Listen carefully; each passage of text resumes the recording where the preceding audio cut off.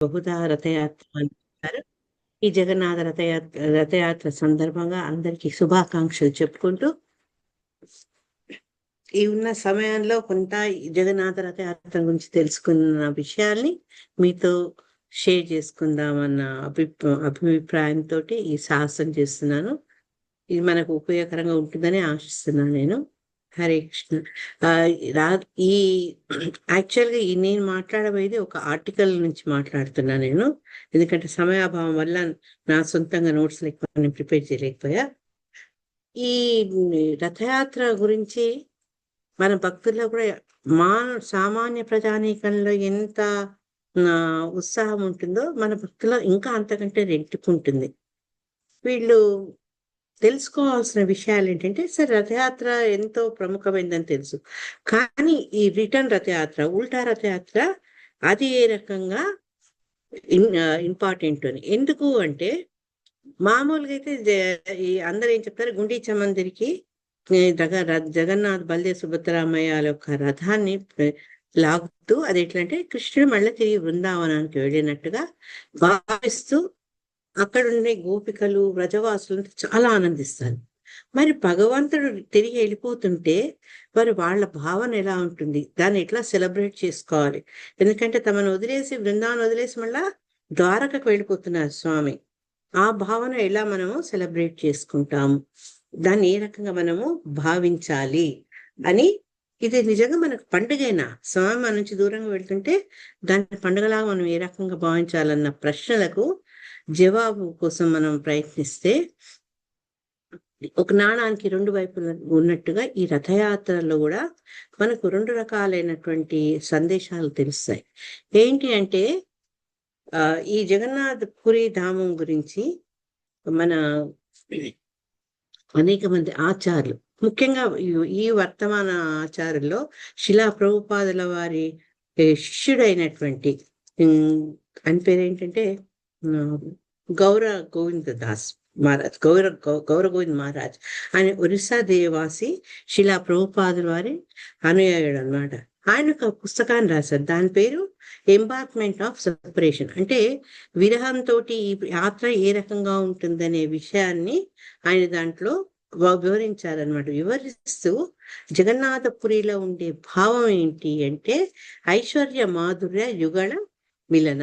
అంటే ఐశ్వర్య భావము తర్వాత మాధుర్య భావం రెండూ కూడా మనం జగన్నాథపురిలో దర్శించుకోవచ్చు అన్న విషయాన్ని గౌర గోవింద్ మహారాజ్ చెప్పారనమాట. ఇదే విషయాన్ని మనం ఇంకొంచెం వెనుకగా చూస్తుంటే మనకు శిలా సనాతన గోస్వామి కూడా ఆ విషయాన్ని నిర్ధారిస్తూ ఆయన బృహత్ భాగవతామృతాలు కూడా ఒక శ్లోకాన్ని చెప్పారు, చక్కటి శ్లోకం. అదేంటంటే, శ్రీకృష్ణ దేవస్య సదా ప్రియం తత్ క్షేత్రం యథాశ్రీ మథురా తథైవ తత్ పారమైశ్వర భరప్రకాశ లోకానుసారి వ్యవహార రమ్యం. అంటే ఏంటంటే, మధుర బృందావనము ఎప్పుడు కూడా కృష్ణుడికి చాలా ఇష్టమైనవి, దివ్యమైనవి, ఇష్టమైనవి.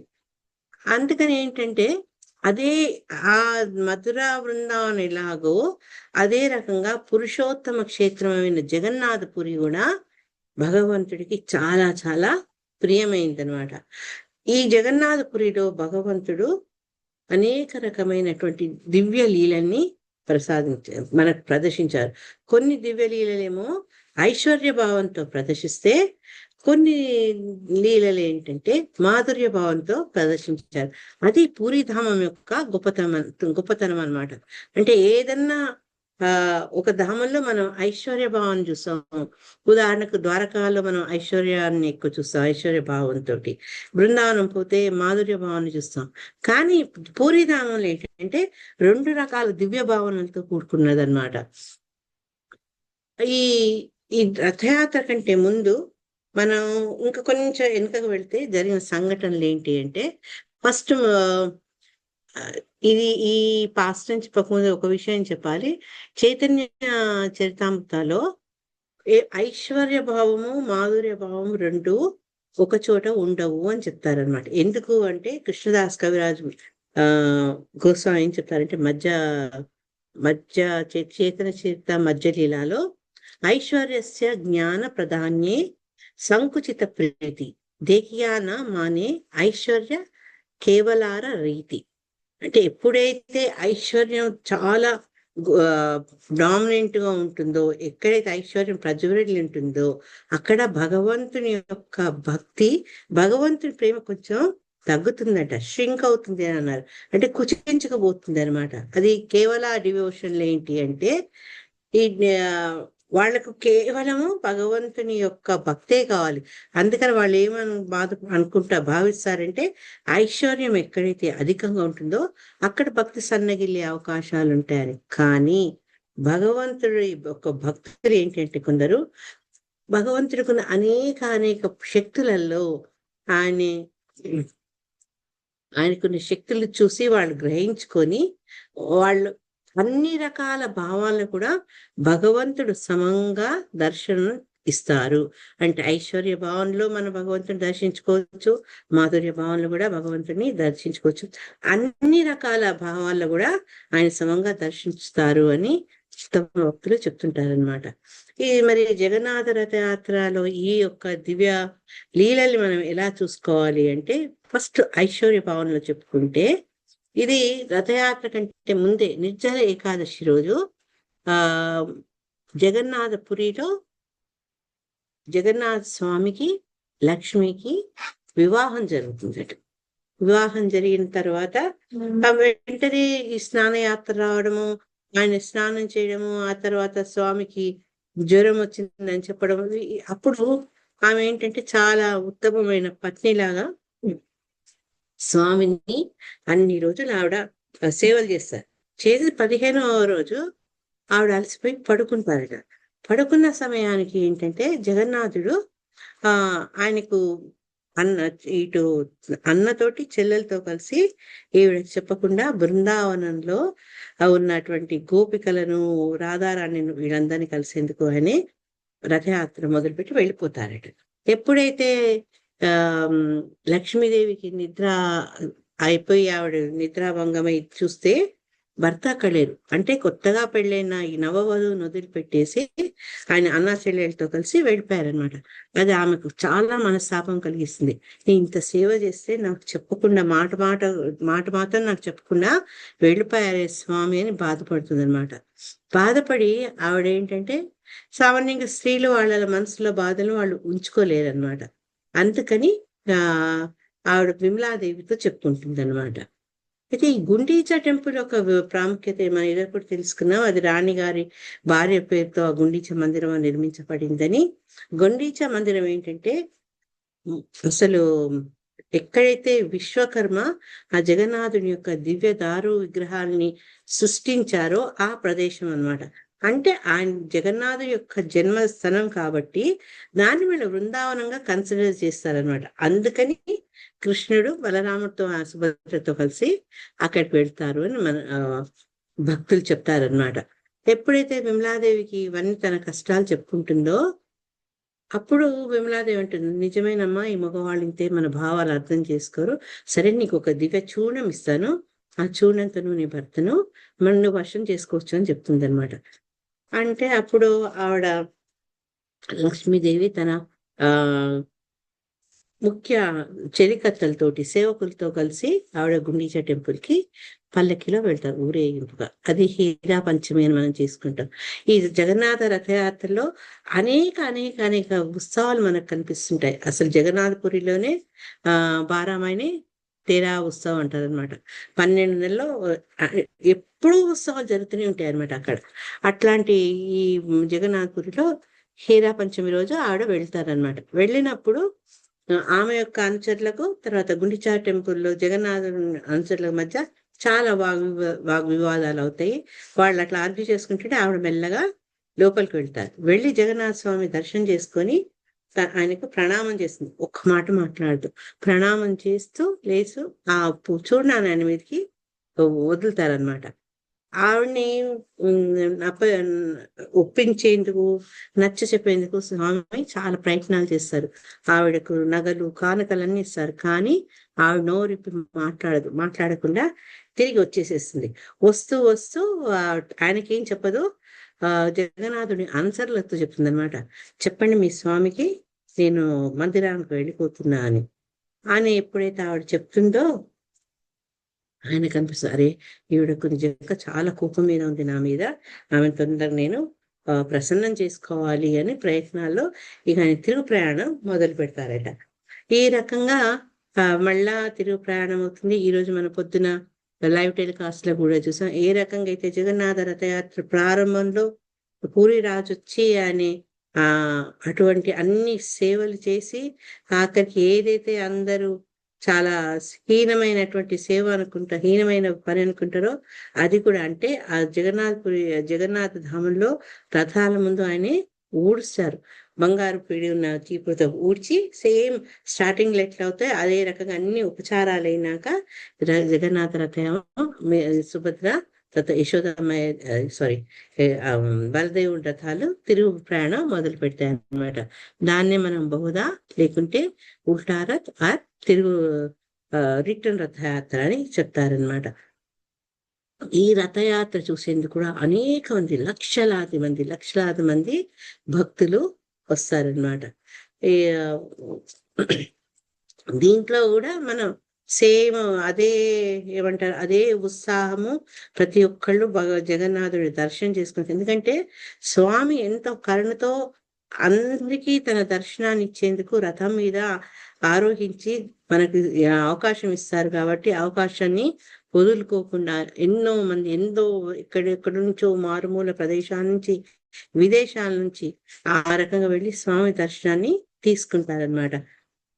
ఈ లక్ష్మీదేవి కోపం ఇంకా పోలేదు భర్త మీద. అందుకని ఆవిడ ఎప్పుడైతే తిరుగు రథయాత్రలో అన్ని రథాలు తిరిగి వస్తాయో ఆమె ఆగ్రహం ఉంటుందన్నట్టు. భర్తను లోపలికి రాని జగన్నాథుడికి ఆలయ ప్రవేశం ఉండదు. ఈ ఆలయ ప్రవేశం కంటే ముందు ఆయన ఏం ప్రయత్నం చేస్తారంటే లక్ష్మీదేవి యొక్క ఆగ్రహాన్ని పోగొట్టేందుకు ఈయన సోనావేష్ అంటారు. అంటే ఈ రోజు అవుతుంది ఏకాదశి ముందు రోజు అన్నారు. ఈ రోజు సాయంత్రము స్వామి పూర్తి బంగారు వస్త్రాలు అనేక ఆభరణాలతోటి ఉంటారు. ఈ ముగ్గురు మూర్తులు కలిపే ఆల్మోస్ట్ ఒక 1 టన్ బంగారం ఉంటుందట వాళ్ళ మీద. అంత అద్భుతంగా అలంకరించుకొని బంగారు ఆభరణాలు ధరించి ఆయన ఆలయానికి వస్తాడు. అంటే అమ్మవారిని ప్రసన్నం చేసుకునే ప్రయత్నాలు ఒకటి ఆలయ ప్రవేశం కోసం వస్తారనమాట. కానీ బావగారైన బలభద్రునికి ఆ ప్రవేశం దొరుకుతుంది. తర్వాత ఆడపడిచిన సుభద్రను కూడా రానిస్తారు. కానీ జగన్నాథుడు ఆలయంలోకి ఎంటర్ అయ్యబోయేటప్పటికి సింహద్వారాల్ని మూసేస్తారనమాట. సో ఆ తర్వాత ఎన్నో రకాలైనటువంటి విన్నపాలు, ఎన్నో ప్రామిస్లు ఎన్నో జరుగుతుంటాయి అన్నమాట. కానీ ఆమె ముందు లక్ష్మీదేవి ఆగ్రహం చల్లారదు. తర్వాత అనేక రకాలైనటువంటి ప్రయత్నాలలో ఆఖరికి ఆవిడకు నేను ఒక లెక్చర్లో విన్నాను, రసగుల్లా అవన్నీ ఆఫర్ చేస్తే అప్పుడు ఆఖరికి ఆవిడ తన కోపాన్ని త్యజించి జగన్నాథుడికి ఆలయంలో ప్రవేశించేందుకు అనుమతిస్తారనమాట. అనుమతిస్తే అప్పుడు స్వామి లోపలికి రావడము, వాళ్ళ శ్రీమందిరంలో కూర్చోవడము, మళ్ళా వాళ్ళకు దివ్యంగా పూజ జరగడము ఇవన్నీ జరుగుతాయి అన్నమాట. ఈ శ్రీమందిరంకి ఎప్పుడైతే జగన్నాథుడు ఆయన ప్రయత్నాలు విజయాన్ని సాధించి విజయయాత్ర చేస్తూ వస్తారో దానిని అక్కడ జరిగే దానిని నీలాద్రి విజయ అని అంటారనమాట. ఏది మళ్ళా జగన్నాథుడు లక్ష్మీ అమ్మవారిని ప్రసన్నం చేసుకొని ఆలయంలోకి వచ్చి శ్రీమందిరంలోకి అడుగు పెడతారో అప్పుడు దానిని నీలాద్రి విజయ అంటారు. ఇదేంటి అంటే ఆలయంలో బ్రహ్మ ఫస్ట్ మూర్తుల్ని స్థాపించారు కదా ఆ రోజు అని చెప్తారనమాట.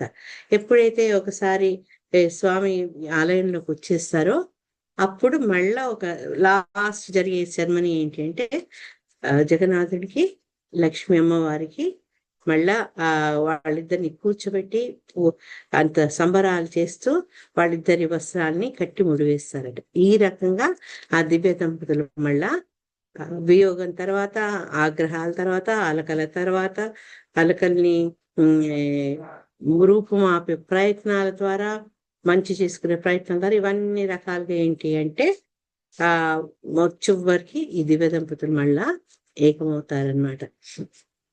లక్ష్మీదేవి ఆ ఈ జగన్నాథుని యొక్క కానుకల కంటే ఆయన యొక్క తీయని పలుకులకు మెత్తబడిపోతుంది అంటారు. ఇక్కడ ఆతర్ ఏం చెప్పారంటే ఆమె జగన్నాథుడిని రానివ్వలేదు. మనం చాలా మంది ముఖ్యంగా ఈ మన విదేశీ భక్తుల్ని కొందరికి ఆలయ ప్రవేశం లేదు కదా, వీళ్ళకే కాదు ఒక్కసారి జగన్నాథుడు కూడా అమ్మవారి ప్రవేశం ఇయ్యలేదు అని చెప్తారనమాట. ఈ రకంగా జగన్నాథ రథయాత్ర ఐశ్వర్య భావంతో అవుతుంది. అది అయితే మనకు గౌడీయ వైష్ణవులుగా చైతన్య మహాప్రభుని మనం ఆయన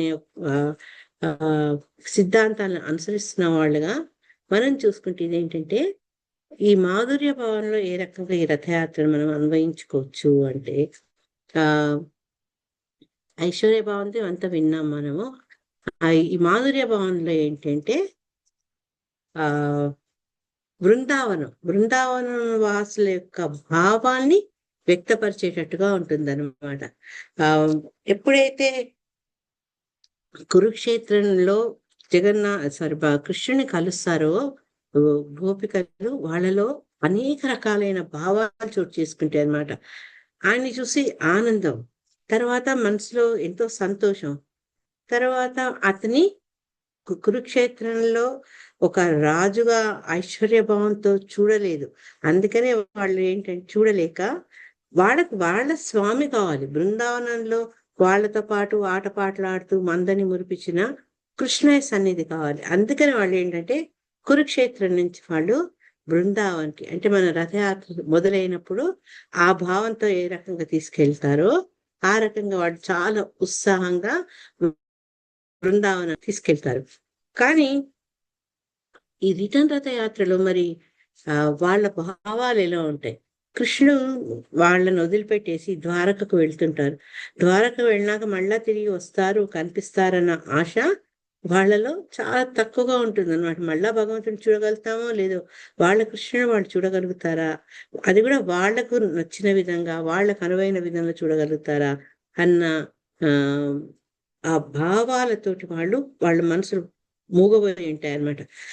చైతన్య మహాప్రభు యొక్క భావం ఎలా ఉంది అంటే ఈ బృందావన వాసుల యొక్క మానసిక స్థితిని ప్రతిబింబించేటట్టుగా ఉంటుందన్నమాట. అయితే ఈ కురుక్షేత్రం నుంచి ఆయన ద్వారకకు వెళ్ళిపోతుంటే, బృందావనం నుంచి ద్వారకకు వెళ్ళిపోతుంటే అదే ఫెస్టివిటీ కాదు. అంటే వీళ్ళకి ఆనందంగా సెలబ్రేట్ చేసుకోవాల్సిన సమయం కాదు. చైతన్య మహాప్రభు ఆ విషయాన్ని తిరుగు రథయాత్రను ఎలా స్వీకరించారు, ఆయన అందులో అసలు పాల్గొన్నారా లేదా? ఎందుకు అంటే మనకు చైతన్య చరితామృతలో, చైతన్య భాగవతంలో రథయాత్రప్పుడు చైతన్య మహాప్రభు యొక్క లీలల గురించి చాలా చక్కగా చెప్తారనమాట. ఆయన ఎంత ఉత్సాహంతో తన అనుచరులతోటి భక్తులతోటి కలిసి 7 గుంపులుగా ఆయన విభజించబడి ప్రతి గుంపులో తానే కీర్తన చేస్తూ నృత్యం చేస్తూ ఆ జగన్నాథ స్వామికి కనువిందు కలిగిస్తూ, స్వామి ఎక్కడైతే చైతన్య మహాప్రభు నృత్యం చేస్తున్నారో అప్పుడు రథం ఆగిపోయేదట. భగవంతుడు దాన్ని చూస్తూ ఎంతో ఆనందించేది. అటువంటి మూడ్లో ఉన్న చైతన్య మహాప్రభు తిరుగు రథయాత్ర అప్పుడు ఏ రకంగా ఉన్నారు అని భక్తుల్లో కలిగిన సందేహానికి ఇది మనకు సమాధానం చెప్పే ప్రయత్నం అన్నమాట. ఈ వ్రజవాసులు వాళ్ళలో సంతోషం లేదని మనం తెలుసుకున్నాం. ఒక పక్క ఏంటంటే ఇన్ని రోజులు వాళ్ళతో గడిపారు భగవంతుడు, వాళ్ళకు అంతులేని ఆనందాన్ని ఇచ్చాడు. ఇప్పుడు తిరిగి ఆయన మళ్ళా ద్వారకకు వెళ్ళిపోతున్నారనమాట. నువ్వు మాకు మళ్ళా తిరిగి వస్తావో రావు, మాకు అప్పుడు వాగ్దానం చేశావు కానీ మళ్ళా నువ్వు రాలేదు. ఇప్పుడు కురుక్షేత్రంలోకి వచ్చి ఇప్పుడు మళ్ళీ నీకు మాకు దర్శనం దొరికింది, కానీ నువ్వు మళ్ళా మాకు వాగ్దానం నెరవేర్చుకోలేదు, రాలేదు. ఇప్పుడు మళ్ళా మాతో కలుస్తావో లేదో నువ్వు అనేసి వాళ్ళకు రకరకాలైనటువంటి బాధలు, భయాలు, ఆందోళన అవన్నీ ఉంటాయన్నమాట. అదే రకంగా ఈ చైతన్య మహాప్రభు యొక్క భావం కూడా అదే రకంగా ఉంటుంది అనమాట. ఉండి ఆ ఈ కురుక్షేత్రం నుంచి తిరిగి వెళ్తున్న స్వామి రథాన్ని గోపికలు లాగరనమాట. అక్కడ ఎట్లా చెప్తారు, ఎక్కడ మనకు ఎట్లాంటి సామ్యం చెప్తారంటే, ఎప్పుడైతే ఆ వృద్ధ మధురా నుంచి వచ్చి అక్రూరుడు కృష్ణ బలరాముని తీసుకెళ్తుంటే గోపికలు రాధారాణి అందరూ తమను వదిలి వెళ్ళొద్దు అని విలపిస్తూ వాళ్ళు విరహంతో కృష్ణుడిని ప్రాధేయపడుతూ ఉంటారే, అటువంటి భావనతో వాళ్ళు ఇక్కడ కూడా తిరుగు రథయాత్రలో పాల్గొంటారట భక్తులు, ముఖ్యంగా చైతన్య మహాప్రభు. ఇదేంటంటే అప్పుడున్న ఉత్సాహము అది వీళ్ళు ఇప్పుడులో లేదు, ఎందుకంటే స్వామి తమల్ని వదిలి వెళ్ళిపోతున్నారు. సో ఇక్కడ గౌరగోవింద్ మహారాజ్ చెప్పినట్టు ఐశ్వర్య మాధుర్య యుగల మీద ఇక్కడ వాళ్ళలో ఆ మాధుర్య అనే భావం మనకు ప్రస్ఫుటంగా కనిపిస్తుంది అనమాట. ఒక్క ఈ జగన్నాథపురిలోనే ఇంతకుముందు అనుకుంటే ఆ 2 రకాలైనటువంటి భావనలు మనకు కనిపిస్తాయి. చైతన్య మహాప్రభు చాలా నిశ్శబ్దంగా, అంటే ముందు చూసిన ఉత్సాహము అదంతా మనకు కనపడదు అనమాట. ఆయన దానిని ఎక్కువ పండుగలాగా జరుపుకోలేదు. కానీ జగన్నాథుడి రథయాత్రలో ఆయన పాల్గొన్నారు. ఎందుకంటే మనకు డౌట్ ఉండొచ్చు, చైతన్య మహాప్రభు తిరుయాత్రలో ఎలా ఉన్నారు, ఏం చేశారు. దానికి ఏం చెప్పారు అంటే, చైతన్య మహాప్రభు జగన్నాథుని దర్శనం మీద ఎంత అటాచ్మెంట్, ఎంత అనుబంధమో మనకు తెలుసు. జగన్నాథుని చూడకుండా చైతన్య మహాప్రభు ఉండలేరు. ఆ స్నానయాత్ర ఆయన తీసుకుంటున్నప్పుడే ఆయన దర్శనం లేక అతను అలర్నాథ్కి వెళ్ళడము అవన్నీ మనకు తెలుసుకున్నాం. అంటే స్వామి యొక్క విరహాన్ని చైతన్య మహాప్రభు భరించలేరు అనమాట. అందుకని ఆ గోపికా భావంతో తమను వదిలేసి మధురకు వెళ్ళిపోతున్న కృష్ణునితోటి వాళ్ళు ఏ రకమైనటువంటి విరహ బాధలో ఉన్నారో అటువంటి బాధ ద్వారా చైతన్య మహాప్రభు ఈ రథాన్ని వెంబడించారని చెప్తారనమాట. ఈ ఒక్క మురారి గుప్తా ఆయన ఎవరంటే చైతన్య మహాప్రభుకు చాలా ముఖ్యమైన అనుయాయుడు అనమాట. ఆయన చెప్పారనమాట ఈ సంగతి. ఈ శ్రీకృష్ణ చైతన్య చరితామృతం అని ఆయన రాసిన పుస్తకంలో ఏం చెప్పారంటే, మహాప్రభు ఈ తిరుగు రథయాత్రలో పాల్గొన్నారు. తర్వాత ఏంటంటే మూన్ లైక్ గౌరంగా ఫాల్ట్, ఇక్కడ గౌర చంద్రో రథం అనుగత అంటే చంద్రుడు వంటి మోము కలిగినటువంటి గౌరంగ ప్రభువు జగన్నాథ రథం వెనుక నడిచారు అని చెప్తుంది. దీన్ని బట్టి ఏం తెలుస్తుంది అంటే, అక్కడ గోపికాభావాన్ని పూర్తిగా ఆయన తీసుకొని ఎప్పుడైతే కృష్ణుడు బృందావనం నుంచి వెళ్ళిపోతున్నారో అదే రకమైన భావంతో గుండిచాను బృందావనంగా పూడ్చుకొని ఇక్కడుండే జగన్నాథపురిలో ఉండే ఆయన మందిరాన్ని, శ్రీ మందిరాన్ని ద్వారకతో పోల్చుకొని అదే భావనతో రథయాత్రలో ఆయన్ని వెంబడి వెళ్ళారట. అందుకని ఇక్కడ ఏం చెప్తారంటే ఆ విరహ భావం, విప్రలంబ భావాన్ని చైతన్య మహాప్రభు ప్రకటించారు అని చెప్పడం జరుగుతుంది అనమాట. జగన్నాథపురి యొక్క గొప్పతనం ఏంటంటే, జగన్నాథపురికి అనేక నామాలు ఉన్నాయి. దాంట్లో పురుషోత్తమ క్షేత్ర భగవంతుడు చాలా ఇష్టమే, సాక్షాత్ పురుషోత్తముడు విరాజిల్లిన ప్లేస్ అనమాట. తర్వాత శ్రీక్షేత్రం అంటే అమ్మవారికి సంబంధించిన స్థలం అది. అంతేకాక అన్నక్షేత్రం, ఎందుకంటే మనందరూ తెలుసు జగన్నాథపురిలో అన్నం ప్రసాదానికి ఎంత ప్రాముఖ్యత ఉందో. తర్వాత దుర్లభ క్షేత్ర అని కూడా అంటారట. అంటే సామాన్యంగా అందరికీ ఈ ధామము లభ్యం కాదు. భగవంతుని యొక్క కరుణా కటాక్షాలు, ఆయన యొక్క పర్మిషన్ లేకుంటే ఈ ధామం మనకు రివీల్ కాదు, ప్రకటితం కాదు. అంటే నేను పూరికి వెళ్తాను, కానీ ఆ పూరి యొక్క విశేషత మనకు ప్రకటితం కాదనమాట. అందుకని ఇన్ని రకాలుగా చెప్తున్నటువంటి ఈ జగన్నాథపురిని భక్తి సిద్ధాంత సరస్వతి మహారాజ్ దానికి ఇంకొక నామాన్ని కూడా చెప్పారు, విప్రలంబ క్షేత్ర. అంటే భగవంతుని యొక్క విరహబాధంలో ఈ విప్రలంబ భావాన్ని ఎట్లయితే గోపికలు రాధారాణి ప్రకటించారో అదే రకంగా ఈ జగన్నాథపురిలో స్వామి గుండీచా మందిరం నుంచి శ్రీమందిరానికి వచ్చినాక వాళ్ళు పడే విరహ వేదనను ఇక్కడ వ్యక్తపరుస్తున్నారట. అంతేగాక ఇది గుప్తధామం. మనకు అందరికీ దీని గురించి తెలుసు అనుకుంటాం, కానీ జగన్నాథుని గురించి ఎంతో ఎన్నో ఎన్నో ఎన్నో నిగూఢమైన విషయాలు ఉన్నాయి. అవి ఆచార్యముఖంగా మనం తెలుసుకొని వాటిని కలుద్దాం. సో ఈ వైష్ణవ కృపను మనం కోరుకుంటూ జగన్నాథుని యొక్క రథయాత్ర, తిరుగు రథయాత్ర గురించి మాట్లాడే ఈ చిన్న అవకాశానికి మీకు కృతజ్ఞతలు చెప్తూ ఇంకొన్ని విషయాల్ని మనతో షేర్ చేయమని జగన్నాథ్ ప్రభుని అడుగుతున్నా నేను. హరే కృష్ణ.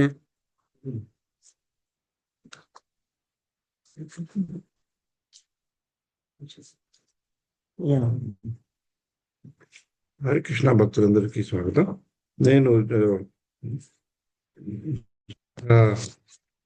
రథయాత్ర ప్రాముఖ్యత చెప్పడం కన్నా జగన్నాథ రథయాత్ర ప్రాముఖ్యతని తెలుసుకొని కొందరు భక్తులు జగన్నాథ రథయాత్రని ఎలా చేసుకుంటున్నారు, శ్రీల ప్రభుపాదుల వారి కరుణ కృప కటాక్షాలతో ఆయన ఇచ్చిన సందేశాన్ని వాళ్ళు ఎలా అనుసరిస్తున్నారు అనే దాని మీద ఒక చిన్న వీడియో లాంటిది చూపెడతాను మీకు. దానివల్ల మనం చూసి దానివల్ల అది చూసుకుంటే ఒకసారి ఒకప్పుడు మనకి ప్రేరణ కూడా కలుగుతుంది. ఓకే, సో మీలో కొద్ది మంది అయినా హైదరాబాద్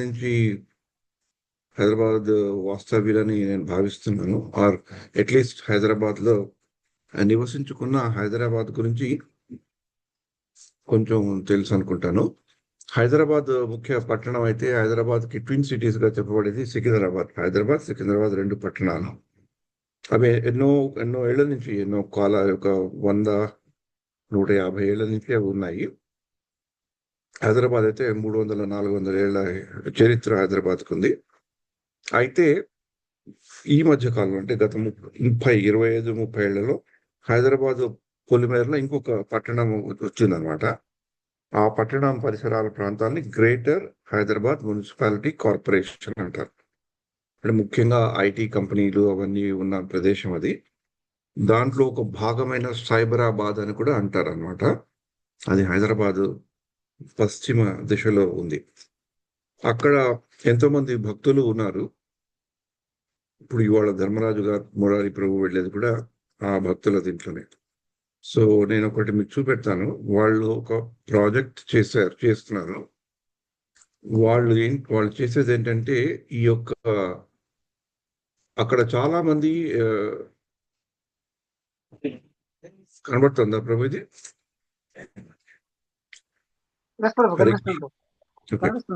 అక్కడ ఆ హైదరాబాదు ఆ పొలిమేర ప్రాంతాల్లో ఉండే వాళ్ళు సాధారణంగా మంచి స్థితిమంతులే ఉంటారు. ఎందుకంటే బాగా చదువుకొని ఐటీ కంపెనీల్లో పనిచేస్తున్న వాళ్ళు ఉన్నారు కాబట్టి కొంచెం ఆర్థికంగా కూడా వాళ్ళు బాగానే ఉంటారు. అక్కడ లీలానంద్ ప్రభు, బాల్గోవింద్ ప్రభు అని ఇద్దరు వాళ్ళు ఏం చేశారంటే గత 5 ఏళ్ల నుంచి వాళ్ళు అక్కడ గేటెడ్ కమ్యూనిటీస్ లో వాళ్ళు చిన్న రథయాత్రలు చేయడము, జన్మాష్టమి ప్రోగ్రామ్స్ లాంటివి చేయడం చేశారు. కేవలము ఈ ఒక ప్రదేశం ఒక 10 కిలోమీటర్లు అటు 10 కిలోమీటర్లు ఇటే ఉంటుంది. అంటే హైదరాబాద్ తో పోలిస్తే చాలా చిన్న ప్రదేశం అని చెప్పుకోవాలి. ఒక 100 స్క్వేర్ కిలోమీటర్స్ ఉండే ఏరియాలో వాళ్ళు ఈ సంవత్సరం 40 రథయాత్రలు చేస్తున్నారు. అయ్యో మళ్ళీ చూపెడతాను. 40 రథయాత్రలు వాళ్ళు చేస్తున్నారు అనమాట. దానికి పూర్తిగా ఒక ప్రణాళిక వేసుకొని కొన్ని రథయాత్రలు అయితే ప్యారల్ గా అవుతుంటాయి అనమాట. ఇక్కడ అన్ని బొమ్మలు చూశారు కదా, ఈ బొమ్మలన్నీ అంటే ఒక్కొక్క గేటెడ్ కమ్యూనిటీలో రథయాత్రలు అనమాట. దాంట్లో మొత్తంగా వాళ్ళు ఈ యొక్క గత వారం రోజుల నుంచి 30,000 కాజాలు, 1000 క్వింటాల కీరు, 50,000 ప్రసాదం ప్లేట్స్, 52,000 మంది భక్తులకి ఈ జగన్నాథ రథయాత్ర చూడాలని కేవలము ఒక హైదరాబాద్ పొలిమేరలో గచ్చిబౌలి అని అంటారు దాన్ని. ఆ యొక్క దీంట్లోనే వాళ్ళు 40 రథయాత్రలు చేశారు. వాళ్ళు ఇంకొక 3 ఏళ్లలో 108 రథయాత్రలు చేయాలని అనుకుంటున్నారు అనమాట. ఇది ఒక కైండ్ ఆఫ్ రికార్డ్. కానీ మరి ఇంత పెద్ద ఎత్తున రథయాత్ర చేయాలంటే ఎంతో మంది భక్తుల సహాయం కావాలి కదా. అందుకనే ఆ ప్రభు ఏం చేస్తారు, ప్రభు వాళ్ళకి మరి ఇన్ని రథాలు చేయాలంటే ఏం చేయాలి అనేది ఇప్పుడు నేను చూపెడతాను. ఓకే, ఇది మీకు కనబడుతుందా? ఓకే, హరే కృష్ణ, మీకు ఇది కనబడుతుందా? నేను వాల్యూమ్ లోగా పెట్టాను ప్రభు, ఎందుకంటే ఇంగ్లీష్ లో ఉంది. ఇక్కడ తెల్ల డ్రెస్ లో ఉన్న అతను లీలానంద ప్రభు, అక్కడ చొక్కా వేసుకున్న అతను ఇబ్రాహీం అనే ముస్లిం అతను. ఆయన ఈ రథాలని గత 4 ఏళ్ల నుంచి చేస్తున్నారన్నమాట. అంటే ఈ రథంలో ప్రత్యేకత ఏంటంటే ఇది కంప్లీట్లీ డిస్మాంటబుల్ కైండ్ ఆఫ్ రథము.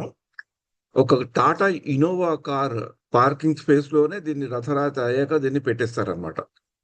మీరు ఇక్కడ చూస్తున్నారు జగన్నాథులు పెట్టడము, జగన్నాథులకి కదలకుండా కట్టడము, చిన్న మెట్లు. ఈ వెనకాలేమో ఈ యొక్క అంటే అక్కడ కొన్ని గేటెడ్ కమ్యూనిటీలో చెట్లు ఉంటాయి కదా, చెట్లు కానీ వైర్లు కానీ ఉన్నప్పుడు ఆ స్టీరింగ్ లాగా ఉంది కదా గ్రీన్ది, దాన్ని తిప్పితే అది మొత్తం కిందకు వచ్చేస్తుంది. అది ఆ పైన ఉండే గోపురం లాంటిది. తర్వాత వెనకాలేమో వీళ్ళకి ఈ చక్రం అలా ఉంచుతారా, దాన్ని కిందకి మళ్ళీ పెడితే దాంట్లో చక్కగా 5 మంది భక్తులు కూర్చొని అటు ఇటు ప్రసాదం డిస్ట్రిబ్యూట్ చేయడానికి ఉంటుంది. అండ్ కార్ కింద మనకి మామూలుగా కార్లో ఇండియాలో డిక్కీ అంటారు కదా, దీంట్లో ఈ రథం కింద అలాంటి డిక్కీ లాంటి ప్రదేశం ఉందన్నమాట, స్టోరేజ్ పెద్ద. అంటే అక్కడ ప్రసాదం పెట్టుకొని వాళ్ళు చేస్తుంటారు. అండ్ దాని ముందర కూడా ఇట్లాంటివి ఈ ఇబ్రాహీం అనే అతను గత 4 ఏళ్ల నుంచి చేస్తున్నారు. ఈ ఏడాది ఆయన 10 రథాలని చేశారు. సో ఈ రథం కూడా ఎక్కడి నుంచి ఇప్పుడు వాళ్ళకి ఎన్నో గేటెడ్ కమ్యూనిటీస్లోకి వెళ్ళిపోవాలి కదా, దానికి ఒక ట్రాలీ లాగా చేశారు. ఇక్కడ చూశారు కదా, చూపెడుతున్నారు. అదేం లేదు, కారుకి తగిలించుకొని ట్రింగ్ అని కారుతో వెళ్ళిపోవడమే. అదే కాకుండా రథం ఇప్పుడు గేటెడ్ కమ్యూనిటీస్లో ఉంటే ఎక్కడంటే అక్కడ కుగ్గా తిరగడానికి ఉండాలి. సో ఈ ముందర ప్రొజెక్షన్ లాగా ఉంది కదా, దాన్నేమో వాళ్ళు ఎక్కడంటే అక్కడ తిప్పేటట్లు పెట్టుకొని ఈ కారులో ఎక్కడంటే తీసుకువెళ్ళొచ్చు చేసుకున్నారు అన్నమాట. ప్రభు ఈ రోజు చెప్తుంటే ఇలాంటి రథమే 4 రథయాత్రలు అక్కడ అవుతున్నాయి ఇప్పుడు, ఎప్పుడైతే ప్రభు ఇట్లా మాట్లాడుతున్నారో. సో ఇతనే ప్రభు ఏం చెప్తారంటే కొన్ని చిన్న ఐడియా చెప్తే చాలు, ఆ ఇబ్రాహిం అనే అతను చాలా ఏకాగ్రతతో, చాలా భక్తితో తనంతట తాను చాలా ఐడియాలని తెచ్చుకొని ఆ రథాన్ని ఏడాది చాలా ఇంప్రూవ్ చేస్తున్నారు. అంటే ఈసారి రథయాత్రలో ఆయన అక్కడ రథం ముందర మీరు చూసారో లేదో, బెల్స్ ఇలా అక్కడ చిన్న గుమ్మల్ లాంటిది పెట్టారు బాగా షో ఇవ్వడానికి. అక్కడ ఇస్కాన్ బొమ్మ పెట్టారు. తర్వాత ఇక్కడ గంటలు చూసారు కదా, దాని ముందర గంటలు అవి కూడా తానే ఆలోచించి బాగుంటాయని పెట్టారనమాట. అందుకని ఇబ్రాహింని అడుగుతున్నారు, నీకు ఎలా ఉందంటే ఈ రథాలు చేయడం నాకు చాలా ఇష్టం, గత 4-5 ఏళ్ల నుంచి మేము చేస్తున్నాము. ఎవ్రీ ఇయర్ ఏదో ఒక ప్రయత్నం చేసి ఇంకా బాగా చేయాలని ప్రయత్నిస్తున్నాం మేము. మాకు నార్మల్గా ఒక 3-4 నెలల ముందర చెప్తారు ప్రభు రథయాత్రలు ఇలా ఉంటాయని చేయడానికి. కేవలం ఈ రథం పూర్తి చేయడానికి మొత్తానికి అంతా ఎండ్ చేయడానికి 2 లక్షలు పడుతుంది. కానీ వాళ్ళ ఇంకొక మంచి ఇదేంటంటే ఆ కంపెనీ వాళ్ళకి ఏ రోజైతే ఎక్కడెక్కడైతే రథయాత్ర అవుతుందో ఆ కంపెనీ వాళ్ళే ఒక వెల్డరు, ఒక కార్పెంటర్ కూడా రథయాత్రలో ఉంటారన్నమాట పాల్గొని. ఎక్కడెక్కడైనా సడన్ గా రిపేర్ వచ్చినా, ఏదైనా ఆగిపోయినా, ఏదైనా చేంజ్ చేయాలంటే కూడా అక్కడ వాళ్ళన్ని వాళ్ళ సామగ్రితో ఆ రథయాత్ర దగ్గర తోనే ఉంటారనమాట. అప్పుడు ఏదైనా మధ్యలో గడబడి వచ్చినా చేయాల్సి వస్తే వెంటనే అక్కడక్కడే చేసేస్తారు అన్నమాట. ఇలాగా ఇంత భక్తితో ఒక ముస్లిం అతను చేస్తున్నాడని అతను ప్రభు ప్రశంసిస్తున్నారు. అక్కడ ఇప్పుడు కొద్ది సమయంలో ఈ రథయాత్ర ఆ గేటెడ్ కమ్యూనిటీలో ఎలా అవుతుందో అనేది ఆ ప్రభు చెప్తున్నారు అన్నమాట. సో ఇది మనం చూసుకుంటే, అంటే మనం భక్తి చేయాలనుకుంటే మనకి ఆలోచన స్ఫూర్తి భగవంతుడి దయ ఉంటే ఎక్కడున్నా మనం చేసుకోవచ్చు అని మనకి ఒక సంతోషం కలుగుతుంది. అంటే ఇలాంటి భక్తులని ఇంత ఎంతూజియాజం, ఇంత ఆసక్తి ఆ శక్తి, ఇంట్రెస్ట్ ఉన్న భక్తులను చూస్తే మనకి ఇంకా ప్రేరణ కలుగుతుంది. దాంట్లో ఇలాంటి భక్తులు మన తెలుగు వాళ్ళు అవ్వటం, మన హైదరాబాద్, మనదంటూ ఉన్న హైదరాబాద్లో ఇన్ని 40 రథయాత్రలు ఒక్క ఒక పెద్ద కాలనీలో చేయడం. ఇక్కడ ప్రభు ఏం చూపెడుతున్నారంటే తను చెప్పులు వేసుకొని మాట్లాడుతున్నారు, కానీ ఆ భక్తుడు, ముస్లిం భక్తుడు చెప్పులు కూడా లేకుండా రథం దగ్గర వచ్చి ఉన్నాడు. అందుకని ఆయనను చూసాక ప్రభు తన చెప్పులు కూడా వదిలేసి మనతో మాట్లాడడం జరుగుతుంది అనమాట. సో ఇలాంటివి మనం చూసుకున్నప్పుడు ఈ జగన్నాథ రథయాత్రలో ఎంత శక్తి ఉంది, జగన్నాథ రథయాత్ర అంటే ఎంత మందికి ఇంట్రెస్ట్ ఉంది, ఎంత మందికి మనం ఇంకా జగన్నాథ రథయాత్ర గురించి చెప్పగలుగుతాము అనేది మనకి ఇదొక మంచి స్ఫూర్తినిచ్చే విషయం అనమాట. ఇంకా చెప్పినట్టు వాళ్ళు ఎలా డిజైన్ చేశారంటే పూర్తిగా ఈ రథాన్ని ఒక టాటా ఇన్నోవా పార్కింగ్ స్పేస్ లో పెట్టుకున్నట్టు చేశారన్నమాట. అంటే ఇది రథయాత్ర అయ్యాక ఎవరికైనా గేటెడ్ కమ్యూనిటీలో వాటిలో పార్కింగ్ లో ఉంటే టక్కన దాంట్లో పెట్టేస్తారు, పెట్టేసి కవర్ చేస్తారు, మళ్ళీ వచ్చే ఏడాది చేస్తుంటారు. అలాగే ఇందాక నేను చెప్పినప్పుడు గత 3 ఏళ్లలో వాళ్ళు ఈ ఈ రథయాత్రని 108 రథయాత్రల కింద లాగా మార్చాలని వాళ్ళు చూస్తున్నారనమాట. ఇది మీకు అందరికి ఎందుకు నేను చూపెట్టానంటే ఇలాంటి ఒకప్పుడు చూసినప్పుడు మనకి బాగా ప్రేరణ అనేది కలుగుతుంది. ఈ ప్రభు ఎవరో లీలానంద్ ప్రభు తెలుసు అని చెప్పారు, లక్ష్మీనారాయణ కరుణదాస్. సో ఇలాగా మనం కొన్ని చూసుకున్నప్పుడు ఈ రథయాత్రే కాదు, వీళ్ళు చేసే ప్రోగ్రామ్స్ కూడా చాలా బాగా ఉన్నాయి. అంటే నాకు బాగా, అంటే మనం ఒకప్పుడు అనుకుంటుంటాం ఇక్కడి నుంచి మనం ఇండియాకి వెళ్ళిపోతే ఏం చేయలేమేమో, మన గుడి చాలా దూరమేమో, గుడికి వెళ్తే మనం ఏం చేసుకుంటామని. కానీ మనం ఉన్న చోట కూడా మనం భక్తి చేసుకోవచ్చు. అంటే భక్తి చేసుకోవచ్చు ఒకటి, భక్తిలో ఉండవచ్చు అనేది ఒకటి. ఆ భక్తిలో ఉంటూ అట్లీస్ట్ ఆ భక్తిలో ఉండాలి, మనం ఉంచాలనే వాళ్ళని కూడా మనం సహాయపడచ్చు, మనం వాళ్ళకి ఏదైనా చెయ్యొచ్చు అనేది నేను ఇప్పుడు ఇంకొకటి షేర్ చేస్తాను. అంటే నేను గత 2 ఏళ్లలో నుంచి ఇస్కాన్ లో జీబీసీ కాలేజ్ అని ఒకటి ఉంటుందన్నమాట.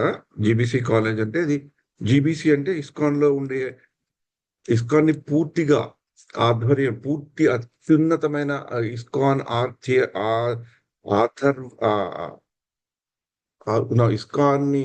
ఇస్కాన్ లో ఉండే పూర్తి ఉన్నతమైన అడ్మినిస్ట్రేటివ్ ఫంక్షన్. అంటే అడ్మినిస్ట్రేటివ్ అంటే ఇంగ్లీష్లో ఏం చెప్పాలి, దాన్ని నడిపించేది అనమాట. ఇప్పుడు మనకి మామూలుగా సెక్రటేరియట్ అని ఉంటుంది కదా గవర్నమెంట్ లో, అంటే ఇస్కాన్ లో ఉండేదానికి జీబీసీ అంటారు, జనరల్ బాడీ కమిషన్. వాళ్ళకి ఒక కాలేజ్ ఉంది. ఆ కాలేజ్ అమెరికాలో ఉంటుంది. వాళ్ళు ప్రపంచ వ్యాప్తంగా ఈ ఇస్కాన్ లో ఉండే ఇస్కాన్ భక్తులకి ఇంకా ఒక ఈ భౌతిక బాధ్యతలను ఇస్కాన్ లో నిర్వహించేటట్లు అడ్మినిస్ట్రేటివ్ గా చేసేటట్టు వాళ్ళని జోనల్ సూపర్వైజర్స్, జోనల్ సెక్రటరీస్ అంటారు అన్నమాట.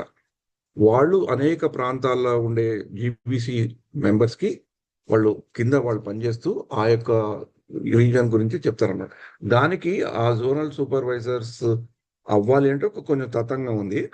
దాంట్లో ఒక కోర్స్ ఉంటుంది, దాని 16 నెలల పాటు మనం చదువుకోవాలి.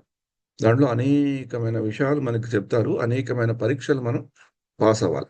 అవన్నీ అయ్యాక మనకి ఒక సర్టిఫికేట్ లాగా ఇస్తారు. అంటే దాంట్లో 10 రోజులు గుడిలో కూడా ఉండి అక్కడ కూడా ట్రైనింగ్ తీసుకోవాలి. తర్వాత మనం ప్రజెంటేషన్స్ అవన్నీ చేయాలి, ఒక ప్రాజెక్ట్ కూడా చేయాలి. ఆ యొక్క కోర్సు చేసే భాగ్యం నాకు దామోదర్ దేశ్ వల్ల కలిగింది. 2003, 2004లో నేను ఆ కోర్స్ చేయడం జరిగింది. అది బాగానే దాంట్లో పాస్ అవ్వడం జరిగింది. అంటే ఆ కోర్సులో పాల్గొన్నందుకు, ఆ కోర్సులో నేను ఎలాగైతే నా ప్రాజెక్ట్స్ అని చేశానో దాన్ని చూసి వాళ్ళు 224వ బ్యాచ్ లో నన్ను టీచర్ కింద తీసుకున్నారు దాంట్లో.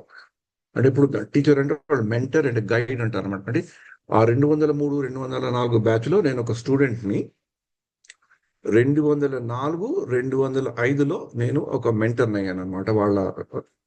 వాళ్ళ కృపా కటాక్షం వల్ల, వాళ్ళ మెర్సీ వల్ల ఇప్పుడు నేను ఆ యొక్క బాధ్యతని నిర్వహిస్తున్నాను. అంటే ఇది జీబీసీ కాలేజ్, ఇది వరల్డ్ వైడ్.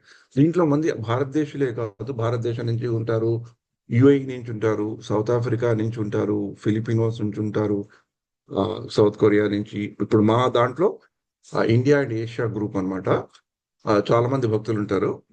మా బ్యాచ్ లో ఒక 40 ఇప్పుడు ఇప్పుడు నేను టీచర్ కింద అంటే పెంటర్ కింద ఉన్న బ్యాచ్ లో ఒక 45 మంది ఉన్నారు.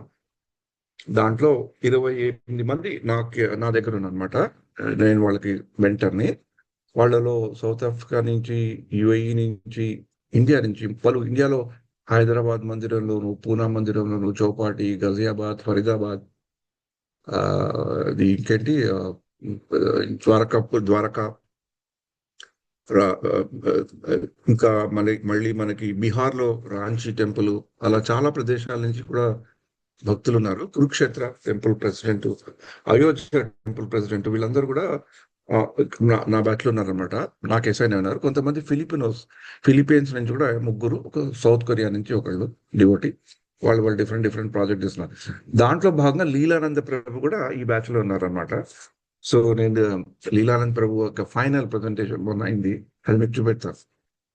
ఇప్పుడు లీలానంద ప్రభు వాళ్ళు ఇలా 40 రథయాత్రలు చేయడం కాకుండా వాళ్ళు ఏం చేస్తున్నారంటే గేటెడ్ కమ్యూనిటీస్ లో ఉంటాయి కదా, అక్కడికి వెళ్ళి ఎవరినైనా పట్టుకొని వాళ్ళు అక్కడ చిన్న చిన్న వాళ్ళంతటి వాళ్ళే చిన్న చిన్న జన్మాష్టమి కానీ గౌర పూర్ణిమ కానీ చేసుకోవడము, పిల్లలకి మనకి ఇక్కడ దుబాయ్లో ఉన్నట్లు బాలోత్సవాలు లాంటివి చేయించడము, పిల్లలకి కీర్తన చేయించడము, భక్తి వృక్షాలు చేయించడము, ఆ చిన్న చిన్నవి. వాళ్ళు నిజంగా పూర్తిగా ఇస్కాన్ లోకి రావాల్సిన అవసరం లేదు. కేవలము కొంచెం మనం చేసేవి సపోర్ట్ చేయించేటట్లు చేసుకుంటే చాలు. అలా ఎంతో మంది భక్తులను కూడబెట్టి వాళ్ళు అనేక ప్రదేశాల్లో ఈ వెస్ట్రన్ హైదరాబాద్ లో గత 6 ఏళ్లలో ఎన్నో భక్తి వృక్షాలు మొదలుపెట్టారు. అంటే ఈ భక్తి వృక్షాలు ఎలా మొదలవుతాయంటే వీటంతటా ఇవే నడుస్తుంటాయి అనమాట. ఇంక పెద్ద టెంపుల్ నుంచి పట్టుకొని పెద్ద పెద్ద డొనేషన్ లేకర్లే. అక్కడ ఉన్న వాళ్ళే ఆ గేటెడ్ కమ్యూనిటీలో 40 ఇళ్ళు, 40 అపార్ట్మెంట్లు, 60 అపార్ట్మెంట్లు ఏవో ఉంటాయి కదా, వాళ్ళొక సొసైటీ లాగా ఉంటుంది.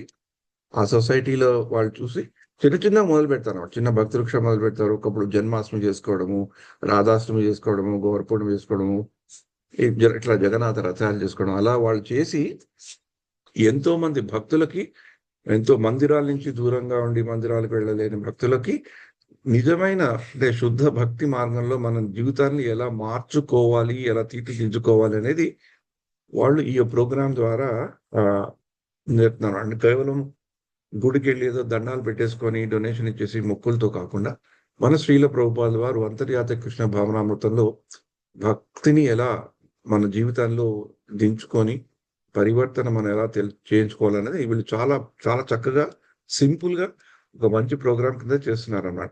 వీళ్ళు ఏంటంటే ఇక్కడ మీరు చూసారు కదా, ఇప్పుడు ఈ హైదరాబాద్ అంటారు, ఈ యొక్క ఇది కొంచెం కొంచెం అమెరికాలో ఉన్నట్లే ఉంటుంది వ్యవహారం. చాలా మంది బాగా మంచి ఐటీ కంపెనీల్లో పనిచేస్తూ మంచి ఉద్యోగాల్లో ఉన్న వాళ్ళే చాలా మంది మనకు కనబడతారు.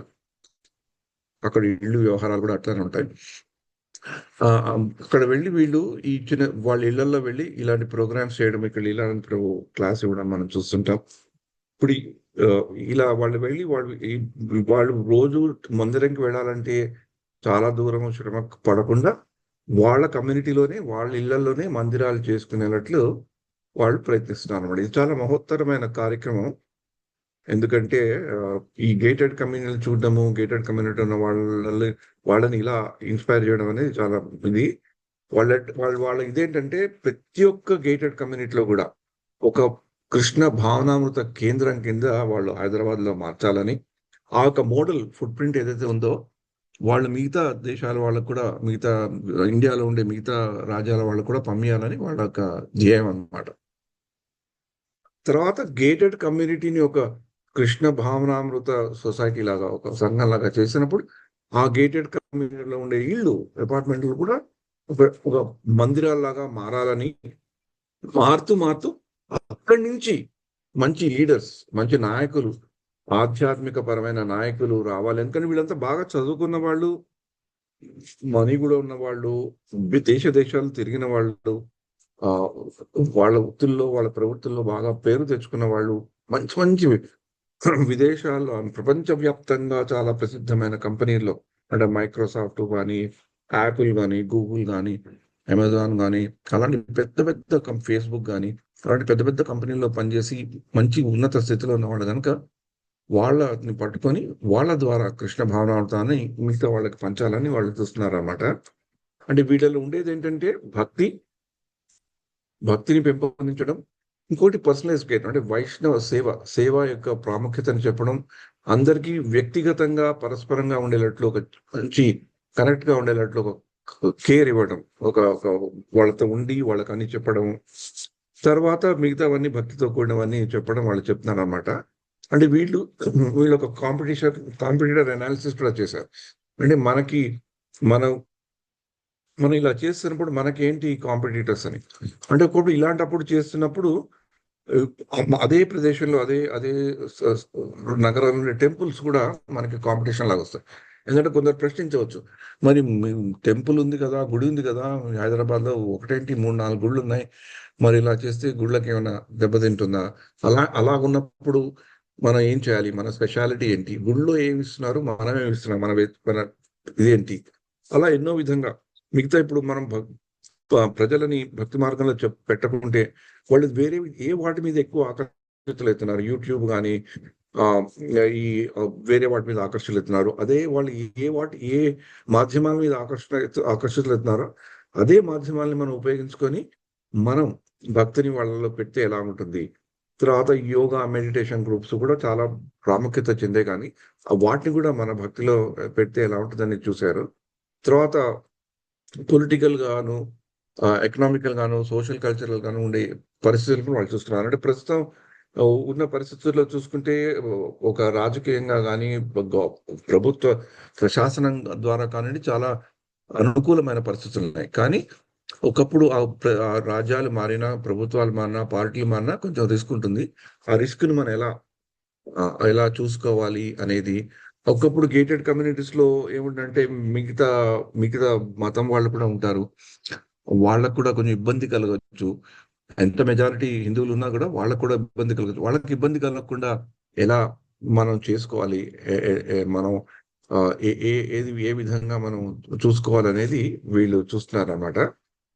అంటే వీళ్ళు ఏం చేస్తున్నారంటే మనం ఎలా వృద్ధి చెందాలి అని చూసుకుంటే మన ఈ యొక్క Gachibowli area, greater Hyderabad municipality కాలనీలో ఎన్ని గేటెడ్ కమ్యూనిటీస్ ఉన్నాయి, ఎన్ని గేటెడ్ కమ్యూనిటీస్ మనం వెళ్ళగలం, ఎంతమంది లీడర్స్ ని మనం ట్రైన్ చేయాలి, ఎంతమందికి మనం శిక్షణ ఇవ్వాలి, ఎంతమందికి మనం ప్రశిక్షణ ఇవ్వాలి, మనకి ఎన్ని పుస్తకాలు కావాలి, ఎన్ని భాగవత పుస్తకాలు మనం పంచాలి, ఎన్ని భాషల్లో మనం పెంచాలి.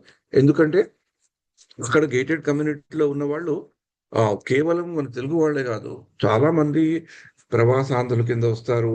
మిగతా వేరే వేరే రాష్ట్రాల నుంచి కూడా వచ్చి అక్కడ హైదరాబాద్ లో ఐటీ కంపెనీలు ఉండడం వల్ల పనిచేస్తుంటారు. కొంతమంది ముఖ్యంగా అమెరికాలో పనిచేసి కొన్నాళ్ళు అక్కడ పనిచేసి వచ్చాక ఇండియాలో సెటిల్ అయిన వాళ్ళు ఉంటారు. అలా కొంతమంది అమెరికా కంపెనీలో పనిచేస్తూ ఇక్కడ ఉండి అమెరికా కంపెనీకి పనిచేసే వాళ్ళు ఉంటారు. అనేక రాష్ట్రాల వాళ్ళు కూడా మనకి హైదరాబాద్ లో ఆ యొక్క ప్రాంతంలో బాగా కనబడతారు. దాన్ని ఇంగ్లీష్ లో కాస్మోపాలిటన్ అంటారు కదా. ఇప్పుడు ఈ ఫోటోలో మధ్యలో ఉండేది లీలానాథ్ ప్రభు. ఇక్కడ ఉండేది బాల్గోవింద్ ప్రభు లీలానాథ్ కి శిక్షా గురువులు.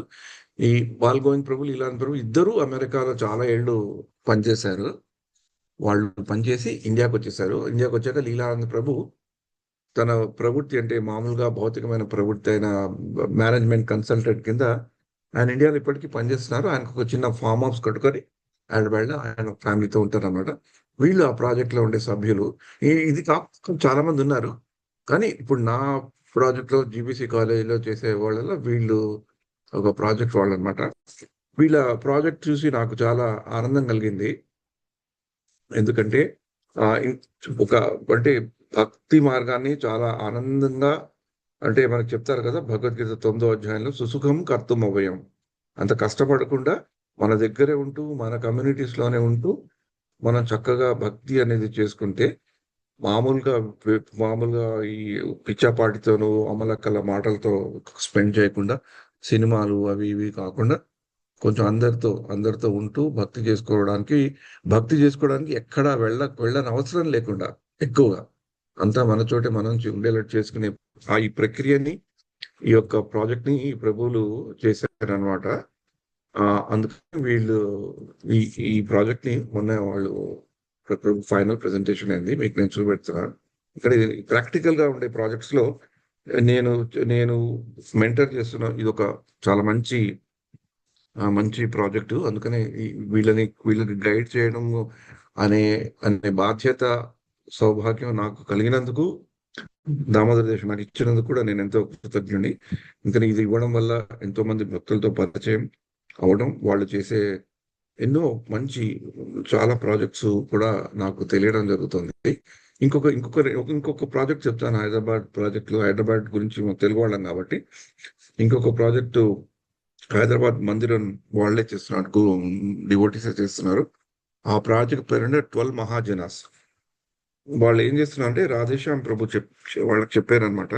ఎందుకంటే ఒకప్పుడు హైదరాబాద్ మందిరంలో మీరు ఎవరైనా వెళ్ళినప్పుడు చూస్తే, ముఖ్యంగా మధ్యాహ్నాలు భోగార్తి అలాంటప్పుడు వెళ్తే ఎక్కువ మంది మనకు కనబడేది విద్యార్థినులు ఎక్కువ మంది వాళ్ళే కనబడతారు. అంటే 20 ఏళ్ల నుంచి 30 ఏళ్ళు, 32 ఏళ్ళు, 35 ఏళ్ళు ఉన్న వాళ్ళు ఎక్కువ మనకి బాగా కనబడతారు. వాళ్ళు అక్కడక్కడ కాలేజీలో చదువుకున్న వాళ్ళు వీళ్ళు వచ్చి ఉంటుంటారు అన్నమాట. వాళ్ళంతా భక్తులను చూసి వాళ్ళు కొంచెం భక్తులు ముందరికి వెళ్ళాక వాళ్ళు ఎక్కడి నుంచో దూరం నుంచి రాకుండా ఉండడానికి వాళ్ళకి ఆ మందిరం చుట్టూ, నాంపల్లి మందిరం చుట్టూ ఉండే అపార్ట్మెంట్స్ కొనడం కానీ, అద్దెకి తీసుకోవడం కానీ, ఆ అపార్ట్మెంట్స్ కొని ఆ అపార్ట్మెంట్స్ లో ఈ విద్యార్థులని పెట్టి వాళ్ళకి మందిరం చాలా దగ్గరగాను అనుకూలంగాను ఉండేటట్టు చూసుకుని వాళ్ళ చదువులు వాళ్ళ ఉద్యోగాలు వాళ్ళు చేసుకుంటున్నా ఈ యొక్క మందిరంలో వాళ్ళు సేవ చేయడము, మందిరంలో ఇంకేమైనా బాధ్యతలని స్వీకరించడం చేయడానికి వాళ్ళకి అనుకూలంగా ఉంటుంది. వాళ్ళకు కూడా ప్రశిక్షణ బాగా ఇవ్వచ్చని ఆయాతో ఆయన 12 అలాంటి సెంటర్స్ టెంపుల్ చుట్టూ చేయాలని చూస్తున్నారు. ఇప్పటివరకు ఐ థింక్ 5 or 6 చేశారు. అంటే వాళ్ళ ఉద్దేశం కూడా నాకు నచ్చింది. అలా చేయడం వల్ల మందిరానికే ఒక సపోర్ట్ సిస్టమే కాకుండా వాళ్ళకు కూడా పిల్లలకు కూడా చాలా చాలా అదేంటి ఉపయోగకరంగా ఉండేటట్లు ఉంటుందన్నమాట. ఈ మోడల్ ఒక రకంగా చెప్పాలంటే ఇస్కాన్ పూణేలో రాధేశ్యామ్ ప్రభు చేసి ఆయన రూపకల్పన చేశారు. అది బాగా సక్సెస్ఫుల్ అయింది. కానీ ఈ పేరుతో కాదు, అక్కడ మామూలుగా మందిరాల దగ్గర అపార్ట్మెంట్స్ తీసుకున్నాడు. దాంట్లో ఇప్పుడు హైదరాబాద్ లో ఇంకొన్నాళ్ళు పోతే 12 వస్తాయన్నమాట. అంటే 12 అపార్ట్మెంట్ లో కొంతమంది బాగా సీరియస్ గా ఉన్న భక్తులు ఉండి వాళ్ళు ప్రచారం చేస్తుంటారు. పూణేలో ఇప్పుడు ఇంకొక అంతర్దీప్ ప్రభు అని ఆయన ప్రాజెక్ట్ చేస్తున్నారు. దాని ద్వారా నాకేం తెలుసు అంటే ఒక చాలా ఇంట్రెస్టింగ్ చెప్పారు. ఈ యొక్క దీంట్లో ఈ ప్రాజెక్ట్ వల్ల ఇంకొకటి ఏమైందంటే, ఫస్ట్ ఇలా చిన్నపిల్లలు చదువుకుంటున్న పిల్లలు, అప్పుడప్పుడే ఉద్యోగాలు వచ్చిన పిల్లలు మామూలుగా ఇంట్లోంచి వచ్చి ఇట్లాంటి ఈ మహాజన అనే ఆశ్రమాల్లో ఉంటే ఆ తల్లిదండ్రులకి కొంతమందికి కోపం వచ్చి వాళ్ళ ఇంటి ఇలా చేస్తున్నారు, ఇలా అయిపోతున్నారు అని అనుకున్నా వాళ్ళని చూసి, వాళ్ళ ప్రవర్తన చూసి వాళ్ళు ఎంత భౌతికంగానే ఎంత వృద్ధి చెందుతున్నారు, డివోషన్ కాకుండా ఎంత వృద్ధి చెందుతున్నారని వాళ్ళు వచ్చి ఆ పిల్లల్ని చూసి, ఆ పిల్లలు మందిరాల్లో సేవ చేయడం, తమ పనులు చేసుకుంటూనే చదువులకి ఆటంకం రాకుండా, ఉద్యోగాలకు ఆటంకం రాకుండా ఎంత చక్కగా వాళ్ళ జీవితాలను తీర్చిదిద్దుకుంటున్నారని చూస్తుంటే, కొంతమంది తల్లిదండ్రులు పేరెంట్స్ ఉంటారు కదా, వాళ్ళు కూడా వాళ్ళ అద్దె తీసుకొని వీళ్ళ దగ్గరే అంటే ఇక్కడ అపార్ట్మెంట్ తీసుకొని ఉంటున్నారు అన్నమాట. ఎందుకంటే వాళ్ళు కూడా జీవితాన్ని మార్చుకోవాలి. ఇలా వీళ్ళు చిన్నపిల్లలు మనకంటే చాలా చిన్నపిల్లలు అండి, వీళ్ళు ఇంత బుద్ధిగా ఇంత మంచిగా జీవిస్తుంటే మనం ఎందుకు మామూలుగా జీవించాలని పూణేలో చాలా మంది పెద్దలు వచ్చారన్నమాట. అందుకని వాళ్ళు అక్కడ ఏం చేస్తున్నారంటే, ఇలా వచ్చిన పెద్దలకి ఆశ్రమాలు, ఈ చిన్నపిల్లలకి మహాజన ఆశ్రమాల లాగా అపార్ట్మెంట్స్, పెద్దవాళ్ళు వచ్చి ఉంటుంటే వాళ్ళని ఆశ్రమాల అంటే పూర్తిగా వచ్చేసి వాళ్ళకి పిల్లల్ని చూసి గుడిలో ఏమైతుందో చూసి వాళ్ళకి నచ్చితే వాళ్ళ జీవితాలని వాళ్ళు మార్చుకోగలిగితే వాళ్ళని కూడా సేవలో పెట్టడానికి. ఎందుకంటే వాళ్ళకి కొంచెం ఎక్కువ టైం ఉంటుంది కదా. సాధారణంగా ఈ రోజుల్లో వచ్చే వాళ్ళకి పిల్లలు పనిచేస్తున్న వాళ్ళు ఉన్నారు కాబట్టి ఆర్థికంగా ఒక రకమైన స్థిరత్వం ఉంటుంది. వాళ్ళకి అంటే వానప్రస్థ ఏజ్ లో వాళ్ళ ఏజ్ డెఫినేషన్ ఏంటంటే 45 ఏళ్ల నుంచి 45 ఏళ్ల తర్వాత, అంటే 25 ఏళ్ళు పనిచేశాక ఎవరైనా రిటైర్ అవ్వచ్చు. ఆ 45 ఏళ్ళ నుంచి ఇంకా 45, 50, 55, 60, 65, ముఖ్యంగా వాళ్ళు చూసేది 45 ఏళ్ళ నుంచి 55 ఏళ్ల వరకు ఉండే వాళ్ళు ఎవరైతే ఎర్లీగా రిటైర్మెంట్ తీసుకొని ఉండాలనుకున్న వాళ్ళకి వాళ్ళకి ఎన్నో బాధ్యతలు చూపెడుతూ చేస్తున్నారు అన్నమాట. అది కూడా ఒక మంచి ప్రాజెక్ట్ కింద తీర్చిదిద్దుకుంటుంది. వచ్చే ఏడాది కల్లా అది కూడా మనం చూడగలుగుతాం, నిజంగానే చూడగలుగుతాం. అది ఇప్పుడిప్పుడే ఒక 20%, 30% అయింది. అదొక మంచి ప్రాజెక్టు. నేను దాంట్లో పాల్గొన్నందుకు. ఇంకొక మంచి ప్రాజెక్టు నాకు నచ్చింది అంటే, ఇది జగన్నాథ రథయాత్ర నేను కొంచెం దూరంగా వెళ్తున్నాను. అంటే ఎంతో మంది భక్తులు ఎన్నో దేశాల్లోనూ, ఎన్నో మందిరాల్లోనూ ఎంతెంత కష్టపడి చేస్తున్నారు. ఇంకొక బిహార్‌లో రాంచీ దగ్గర వాళ్ళు మంచి చాలా ఉత్తమమైన ప్రాజెక్ట్. వాళ్ళేం చేస్తున్నారంటే, ఆ యొక్క వాళ్ళ మందిరం రాంచీ కొంచెం దూరంగా ఉంటుందన్నమాట. చిన్న ఊరు లాంటిది. ఒక టౌన్ అనండి, ఒక రకమైన పెద్ద పల్లెటూరు లాంటిది. అక్కడ ఒక సెంటర్ ఉంది వాళ్ళది. వాళ్ళు చుట్టుపక్కల ఉన్న 100 అంటే చుట్టుపక్కల అంటే ఒక 50, 40, 50 ఆర్ ఇంకా కొంచెం ఎక్కువ కూడా. ఆ రాష్ట్రము, మండలము అవన్నీ ఉంటాయి కదా! వాటిలన్నిటిలో ఈ యొక్క అనాథ శరణాలయాలు ఉంటాయి కదా! ఆర్ఫనేజెస్ అంటారు. ఆర్ఫనేజెస్ వాళ్ళు ఆ లిస్ట్ కలెక్ట్ చేసుకొని అక్కడికి వెళ్ళి అక్కడ ఉండే వాళ్ళకి సహాయం చేస్తూ, ప్రచారాలు చేస్తూ, అక్కడ వాళ్ళు చిన్న చిన్న సెంటర్స్ పెట్టేటట్లు అక్కడ చేస్తూ, అక్కడ ఉండే ఆ అనాథ శరణాలయాలు ఉన్న వాళ్ళకి ఏమీ ఖర్చు లేకుండా ఈ యొక్క భగవద్భక్తిని, ఈ యొక్క పుస్తకాలని, భగవద్గీత ప్రచారం చేయడం గాని, భగవద్గీతలో ఉండే ముఖ్య విశేషాలు చెప్పి, వాళ్ళ జీవితంలో అంటే అనాథ శరణాలయంలో ఉన్న వాళ్ళకి తిండి, ఉండడానికి స్థానము, బట్టలు కట్టుకోవడానికి బట్టలు, మామూలుగా ఉద్యోగరీత్యా చెప్పే ఈ క్లాసులు ఉంటాయి. కానీ వాళ్ళ జీవితాల్లో మనకి ఇంకా అసలు ఎక్స్‌పీరియన్స్ కూడా ఉండదు ఎవరికీ మనకి. అంటే ఆ అనుభవం ఎలా ఉంటుంది? నేను పుట్టాక ఎవరో నన్ను వదిలేసి నన్ను ఇక్కడ పడేశారు అనే ఆ వెలితి అనేది ఉంటుంది కదా! ఇప్పుడు మన జీవితంలో మనకుండి, మనం ఎంతో మంది మన తల్లిదండ్రులు ఉండి, మన తల్లిదండ్రులు పోయాక మనకుండే వెలితి ఒకటుంటే, ఉన్న తల్లిదండ్రులు ఎవరో తెలియని జీవితాలను గడుపుకోవాలి అంటే, ఆ జీవితంలో ఎంతో ఒక వెలితి, ఒక అంధకారం అనేది ఉంటుంది. అలాంటి పరిస్థితులు ఉన్న వాళ్ళకి భగవంతుడి మీద వాళ్ళ ధ్యాసని మళ్లించి, ఆ వెలితిని కొంచెం కవరప్ చేసేటట్లు వీళ్ళు ఒక మంచి ప్రయత్నాలని చేస్తున్నారనమాట. ఇలా ఎంతో మంది ఎంతో ఎన్నో ఎన్నో వాళ్ళకి శక్తి ఉన్నంత వరకు, వాళ్ళ శక్తి మేరకు ఎన్నో కార్యక్రమాలు చేస్తున్నారు. ఇవాళ పరంగా తెలుసుకుందేంటంటే, లీలానంద్ ప్రభు ఇక్కడ ఎవరో ఉన్నారు. ఎవరో చెప్పారు కదా! లీలానంద్ ప్రభు తెలుసని. ప్రభు ఎవరైతే అన్నారో కొంచెం ఆ లక్ష్మణ ప్రభు మీరేనా? ప్రభుజీ నేను మీరున్నారా ప్రభు? ప్రభుజీ. ఆడియో ఆన్ చేసుకొని చెప్తారా? లీలానంద్ ప్రభుతో మీ రియలైజేషన్. అంటే నాకు రియలైజేషన్ ఏంటంటే, ఒక మెంటర్ కిందనే నేను ఆయనకి అంటే ఒక వ్యక్తిగతంగా మిగతా కొంచెం పరిచయం ఉంది. అంత పెద్ద పరిచయం లేదు. మీరు చెప్తారా ప్రభు గురించి? హరే కృష్ణ. ప్రభుజీ అంటే ఎందుకంటే దండోపాధ్యాయ. జగన్నాథుడు రథయాత్ర జగన్నాథుని గ్లోరిఫై చేయడమే కాదు, జగన్నాథ రథయాత్రని ఇలా ఇంకా వ్యాపింపచేయాలనే భక్తులు ఎంతో మంది ఎన్నో దేశాల్లో ఉన్నారు. వాళ్ళలో ఇవాళ మనం ఒక చిన్న లీలానంద ప్రభు యొక్క ఉదాహరణ మనం తెలుసుకుందాం. హరే కృష్ణ. చెప్పండి ప్రభు. ప్రభుజీ దండోపాధ్యాయ. హరే కృష్ణ. ప్రభుజీ నేను వాళ్ళ ఫామ్ కూడా వెళ్ళాను ఒక 6 ఇయర్స్ క్రితం.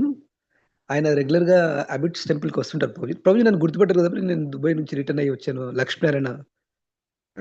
మిమ్మల్ని గుర్తుపెట్టారు. మీరు ఏ కంపెనీలో పనిచేసేవాళ్ళు కూడా తెలుస్తుంది. హరే కృష్ణ. చెప్పండి ప్రభు. అయితే రెగ్యులర్ గా ప్రభుజీ హైదరాబాద్ టెంపుల్ కి విజిట్ చేస్తుంటారు. ఇంకా చాలా ప్రోగ్రామ్స్ కండక్ట్ చేస్తారు ప్రభుజీ. చాలా ఆప్యాయంగా పలకరిస్తారు ప్రభుజీ. ఆయన ఎంతో ఉన్నత స్థాయిలో ఉన్న భక్తులు గాని, ఇంకా మెటీరియల్ గాని చాలా వెరీ హంబుల్ డివోటీ ప్రభుజీ. ప్రేమగా హత్తుకుంటారు, దగ్గరికి తీసుకుంటారు ప్రేమగా.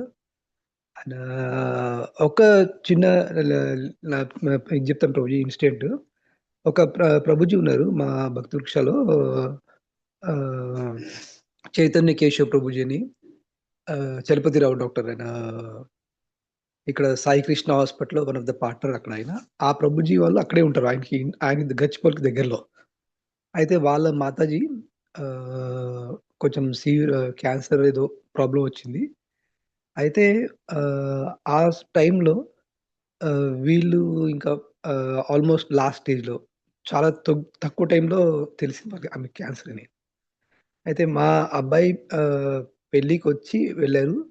ఇంకా ఆ తర్వాత అప్పటికి ఆమెకి క్యాన్సర్ వచ్చేసింది సీరియస్‌గా. సో, ఇంకా లాస్ట్ డేస్‌లో హాస్పిటల్ నుంచి మళ్ళీ ఇంకా డాక్టర్ చెప్పారు, "ఇంకా కష్టము. ఇంటికి తీసుకెళ్ళండి. ఇంకా ఇట్స్ ఇంక లాభం లేదు." చాలా మంది డివోటీస్ వచ్చారు హైదరాబాద్ టెంపుల్ నుంచి. Maybe hundreds of devotees visited to the hospital and all. ఆ ప్రభు చాలా సేవ చేస్తారు. చైతన్య కేశవ్ ప్రభు కూడా చాలా సేవ చేస్తారు టెంపుల్‌లో. సో, అందరూ ఇంటికెళ్ళిపోయిన తర్వాత అప్పుడు ఒక సండే ఈవినింగ్ ఆ రోజు నార్మల్‌గా సండే ఈవినింగ్ ప్రభుజీ దగ్గర ప్రోగ్రామ్ అవుతుంది. లీలానంద్ ప్రభు. ఆయన భక్తి వృక్షాల్లో చాలా మంది డివోటీస్ వచ్చేస్తారు అక్కడికి. సో, అయితే ఆయనేం చెప్పారంటే, ఒక డివోటీస్ రిక్వెస్ట్ వచ్చిందన్నమాట. అక్కడికి దగ్గరున్నారు గదా! ప్రభుజీ ఏమైనా మీరు హెల్ప్ చేస్తారా? అంటే కీర్తన్స్ విషయంలో. అయితే ఈ టీమ్ మొత్తం అక్కడికెళ్ళిపోయారు ప్రభుజీ ఇంకా. లీలానంద్ ప్రభు చెప్పారు, లేదు ఇంకా మన ఇంట్లో ప్రోగ్రామ్ కాదు ఈసారి. అక్కడికెళ్ళి వాళ్ళ ఇంట్లో చేద్దాం ప్రోగ్రామ్ అని చెప్పేసి. అందరూ డివోటీస్ అందరూ అక్కడికెళ్ళిపోయారు. అందరూ చక్కగా కీర్తన చేస్తూ ఉన్న టైంలో మాతాజీ షీ లెఫ్ట్ హర్ బాడీ. అన్ చాలా గ్లోరియస్ ఇంకా ఆహ్, ఇదంటే చాలా బాగా అనిపించింది Pooja. So thank you that time ప్రభు. ప్రభు yeah! Thanks yeah! A lot for sharing this. Thanks. సరే. అంటే ఇవాళ మెసేజ్ ఇవ్వదలుచుకుంది ఏంటంటే, మనకి వీలున్నంత వరకు మనం ఎక్కడైనా ఎప్పుడైనా భక్తి చేయడానికి పరోక్షంగానో, ప్రత్యక్షంగానో ఎవరికైనా ప్రేరణ కలిగించగలిగేటట్లు మనం మన జీవితాన్ని మళ్ళించుకుంటే మంచిది. ఎవరైతే ఆ ప్రేరణ తీసుకొని ఇంకా ముందరికి వెళ్ళగలుగుతారో వాళ్ళకి సహాయం చేయడం, వాళ్ళ గురించి ప్రార్థించడం, వాళ్ళు ఇంకా సక్సెస్ కావాలని, వాళ్ళు ఇంకా ఇంకా ఎన్నో ఉన్నత శిఖరాలు చేరాలని వాళ్ళకి మంచి గుడ్ విషెస్ చెప్పడం అనేది మనం చేసుకోవచ్చు. ఎందుకంటే వాళ్ళలాగా అందరిలాగా మనం చేయలేకపోవచ్చు. అందరం లీలానంద్ ప్రభు, బాలగోవింద్ ప్రభులాగా ఉండలేకపోవచ్చు. కానీ వాళ్ళు చేస్తున్నవి చూస్తూ, వింటూ, ఇంకొకళ్ళకి చెప్తూ, వాళ్ళు చేస్తున్న దాన్ని ఆనందిస్తూ ఉంటే అది చాలు మనకి. అలా చేయగలిగే శక్తి ఉంటే తప్పకుండా మనం చేయాలి. హరే కృష్ణ. అందుకని మీరు కూడా కొంతమంది డెఫినిట్‌గా మీలో కొంతమంది గేటెడ్ కమ్యూనిటీస్‌లో ఉంటున్నారు కాబట్టి, మీరు కూడా మీ చిన్ని ప్రయత్నం చేయొచ్చు. అన్ని ప్రయత్నాలు సఫలీకృతం అయితాయని కాదు. మనం 100 ప్రయత్నాలు చేస్తే 10, 12, 15 సఫలీకృతం అయితాయి. అవి చాలు. ఒకటి సఫలీకృతమైనా చాలు. ఏది సఫలీకృతం కాకున్నా కూడా పర్వాలేదు. మనం చిన్ని చిన్ని ప్రయత్నాలు ఇలాంటివి చూసుకొని మనం చేసుకోగలిగితే బావుంటుందని అనుకుంటున్నా. హరే కృష్ణ, హరే కృష్ణ, కృష్ణ కృష్ణ హరే హరే. హరే రామ, రామ రామ హరే హరే. హరే కృష్ణ. ఒక విశేషత పూరి ధామంలో లక్ష్మీ జగన్నాథుల దివ్యలీలలు ఏంటంటే మనకి ఏం తెలుస్తాయంటే మానవ సంబంధాలు, ఆ ఎమోషన్స్, ఆవిడ అలగడము, తర్వాత ఆయనకు జ్వరం రావడము, ఇవన్నీ హ్యూమన్ రిలేషన్షిప్ ని మనకు అర్థం పడతాయన్నమాట.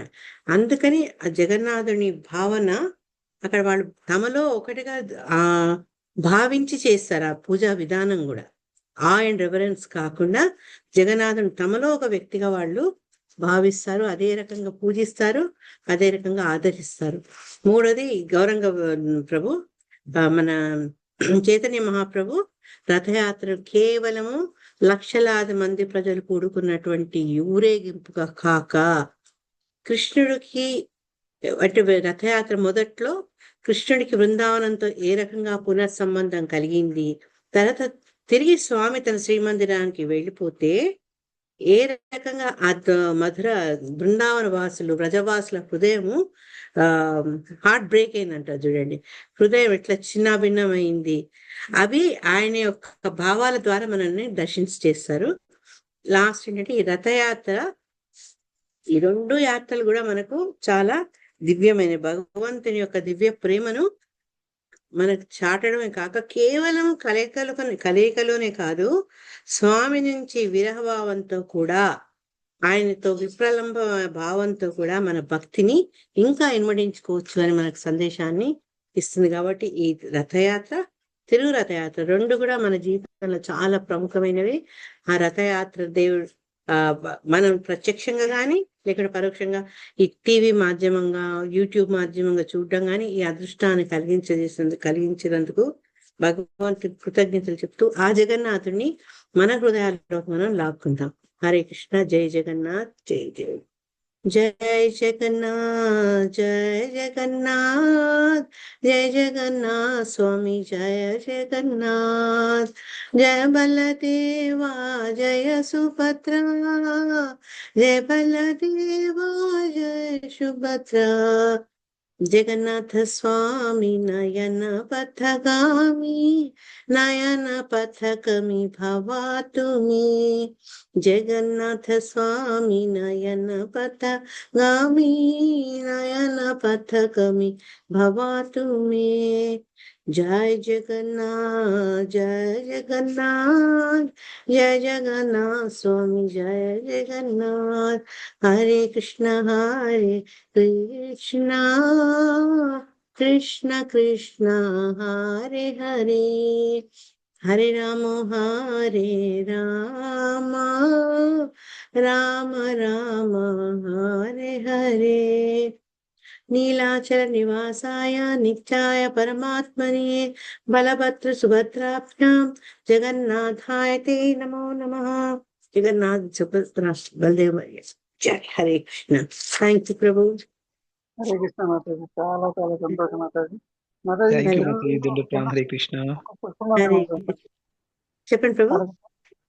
ఇందులో ఇప్పుడు మనకి చెప్పిన దాని ప్రకారం ఇప్పుడు ఐశ్వర్య భాగం, ఐశ్వర్యతో ఉంది, మాధుర్యతో రెండు ఉన్నాయని చెప్తారు. ఇదే విధంగా ఇప్పుడు, గోపికలు వచ్చి కురుక్షేత్రంలో చూసిన తర్వాత వాళ్ళు అలా చూడడం వాళ్ళకి ఇష్టం లేక తీసుకెళ్లారు. ఇప్పుడు బృందావనం నుంచి కృష్ణుడు వెళ్ళే వయసు 7 సంవత్సరాలు. వీళ్ళు కురుక్షేత్రం చూసినప్పుడు దానికి ఏజ్ డిఫరెన్స్. మళ్ళీ వాళ్ళు వెనక్కి తీసుకెళ్తున్నప్పుడు మళ్ళీ భగవంతుడు బృందావనంలో బాలన్యం మళ్ళీ 7 సంవత్సరాల వయసుడు అవుతాడా, లేదంటే అదే విధంగా తీసుకొస్తాడు? ప్రభు వాయిస్ క్లియర్ లేదు ప్రభు. అంటే నాకు అర్థమైనంత మటుకు ఏంటంటే కురుక్షేత్రంలో ఎప్పుడైతే వాళ్ళు కలుస్తారో భగవంతుని దర్శించుకుంటారో ఐశ్వర్య భావంతో చూస్తారు. కానీ వాళ్ళకి అది అలవాట్లేదు. చిన్నప్పటి నుంచి వాళ్ళతో అల్లరి పనులు చేస్తూ కొంటగా తిరుగుతున్న కృష్ణయే తెలుసు.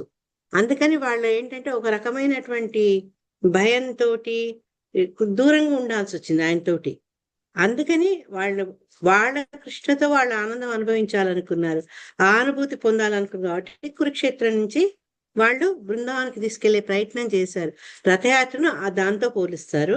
గుండీచ మందిరాన్ని ఆయన అక్కడ జగన్నాథుడిని విశ్వకర్మ నిర్మించిన ప్రదేశం కాబట్టి దాని బృందావనంగా చెప్పి ఈ రథయాత్ర శ్రీమందిరం నుంచి గుండీచకు వెళ్తారు కదా, దాని బృందావనానికి వెళ్ళడము. అక్కడ స్వామితోటి గోపికలు రాధారాణి వాళ్ళందరూ భక్తులు ఆ రకంగా ఆయన యొక్క సన్నిధిని ఆనందించడం, ఆస్వాదించడం. తిరిగి ఆయన వెళ్ళిపోతుంటే వాళ్ళకి ఆ ఫీలింగ్ ఆఫ్ సపరేషన్ వస్తుంది అనమాట. ఆ సపరేషన్ ఎలా పోల్చారంటే అక్రూరుడు వచ్చి అక్రూర యానంలో కృష్ణుని బలరాముని తీసుకువెళ్ళిపోతున్నప్పుడు గోపికలు ఏ రకమైనటువంటి విరహ భావాన్ని బాధాన్ని